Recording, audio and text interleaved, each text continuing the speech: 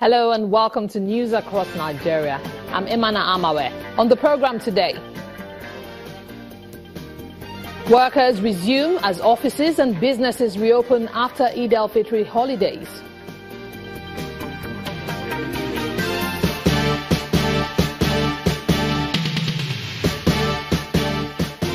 Workers in Cross River State and the Federal Medical Center Abeokuta down tools amidst demands from authorities.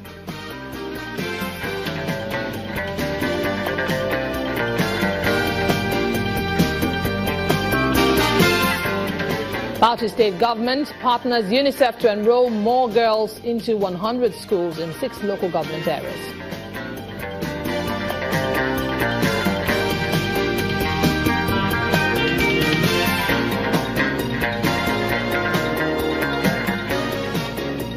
Welcome to the program that brings you news from the north, south, east and west of Nigeria. Business activities have resumed across the country following the Eid al-Fitr celebrations and holidays. Here in Lagos, there was heavy traffic on some major roads and long lines of commuters were seen trying to catch buses to work.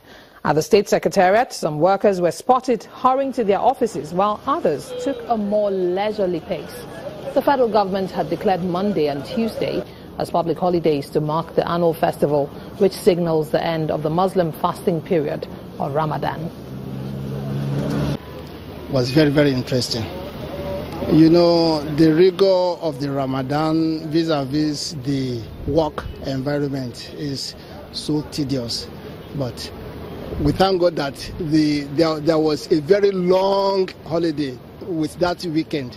So there is a kind of reunion with our family. I really rested. Even when I got to the office today, a lot of people were like, "Oh, you look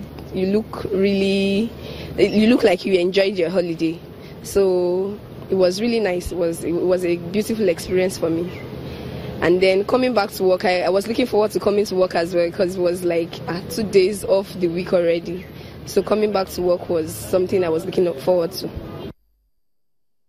And while workers across the country have resumed their duties, those in Cross River State say they will remain at home until the state government meets their demands. The organized labor, including the Nigeria Labour Congress, the Trade Union Congress and the Joint Negotiating Council, are rejecting the state government's appeal that they resume work pending the implementation of an agreement to release their promotion letters and outstanding gratuities.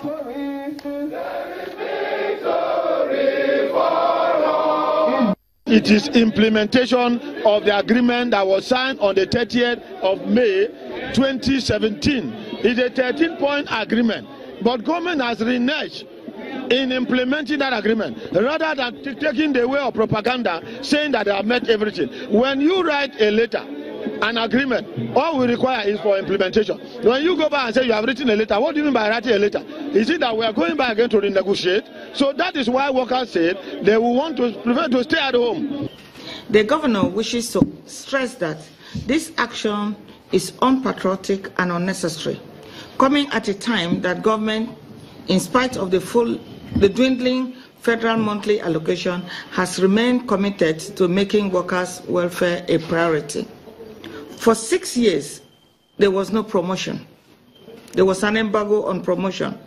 But His Excellency, in his benevolence, has approved the promotion of civil servants from 2011 to 2016. While other states are suffering from the syndrome of no salaries, His Excellency has ensured prompt payment of salaries to workers and sometimes even before the due dates. Now, staying with labor issues, business activities at the Federal Medical Center Abeokuta have been disrupted as members of staff use their official work hours to kick against what they call the imposition of a new chief medical director on the hospital. The aggrieved workers say they oppose the appointment of one Professor Abdul Samiu Musa from the University of Ilorin Teaching Hospital, insisting that any of the 65 consultants from the medical center in Abeokuta who applied for the position should be selected. Unions and associations in the center will not fall for the antics of the ministry in the shambolic and questionable promotion result released to the hospital management as a way of inciting the unions and associations and demotivating our members, while paving way for the imposition of Professor Musa as a sole administrator on the center. The promotion results should be implemented in a manner not tantamount to distorting the present scheme of service and stagnating our members. That the presidency, whose prerogative of appointments we duly acknowledge, should not be misled into appointing an external party, but give us a substantive medical director from within. In other news now, the governor of Taraba State, Mr. Darius Ishaku, is calling for calm in the wake of tensions that crisis may again break out in the Mambila. The governor, after a series of meetings with stakeholders in the state, says peace will return to the area very soon.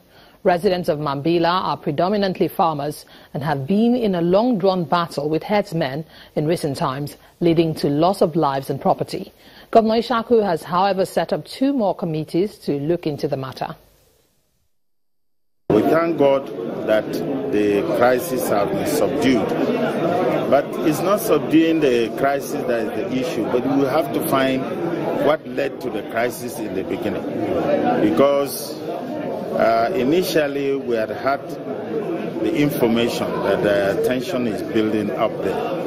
And we have inaugurated judicial committee to go in and look into the matter in depth with a view of advising government on the ways government can take to solve the problem. Unfortunately, the crisis started before the committee moved up. But we had a very useful discussion today, very useful. I'm quite happy with the meeting with all the stakeholders because virtually everybody made a contribution that is necessary. Governor of Taraba State, Darius Ishaku.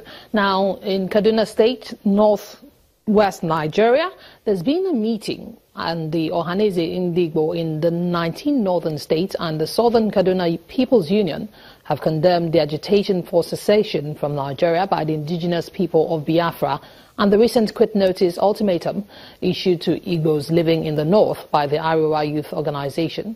The groups say what the aggrieved person should be asking for is the implementation of the report of the 2014 National Conference. Leaders of the Ohaneze and Ndigbo in the 19 northern states and the Federal Capital Territory and those of the Southern Kaduna People's Union. They are here on a peace call to Northerners and the Igbos resident in the northern part of the country. We will not even in our dream, not even in our wildest imagination, will we ask any bona fide Nigerian to leave Southern Kaduna. Yet to record a single incident where the Igbos have caused any trouble, where the Igbos have caused any heartache for any of our people, who would have told them, do not go that way. For the Ohaneze and Ndigbo leader, the call for secession was a subtle call for restructuring. We are not agitating for Biafra. What then are Igbos principally agitating for? They are agitating for Nigeria that is founded on equity, Nigeria that is founded on justice, Nigeria that is fair to every Nigerian, Nigeria that is restructured, Nigeria that is indeed a federal state. As the call for a referendum by some Igbos continue and the quit notice threats seems to wind down, these leaders call for a peaceful resolution of the crisis that resulted from both actions. In the same vein, a lawyer says what Nigeria needs to calm frayed nerves is constitutional restructuring. We'll find out details when we come back after this time out.